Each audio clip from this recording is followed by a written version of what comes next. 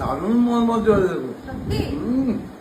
এই তো, এই দেখো না, আমার হাস পাচ্ছে না।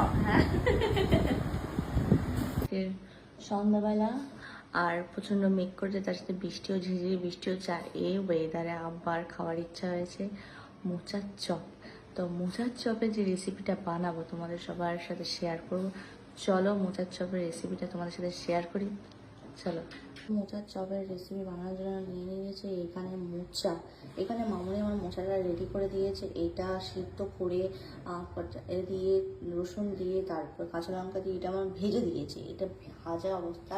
আর এটা এখানে আমি আলু সিদ্ধ করে নিয়েছি, তার সাথে পেঁয়াজ। মানে আলুটা আমি ভালো করে করে নেবো, আলু পুট করে নেবো, তারপরে মোচার সাথে ম্যারিনেট করে তারপর আমি মোচার চপটা বানাবো। তো চলো বানানোটা দেখিয়ে দিই। তো আমি কড়ার মধ্যে এখন তেল দিয়ে দিয়েছি। এবার দেবো পেঁয়াজ। এর মধ্যে এতটা পরিমাণে পেঁয়াজ দিয়ে দেবো।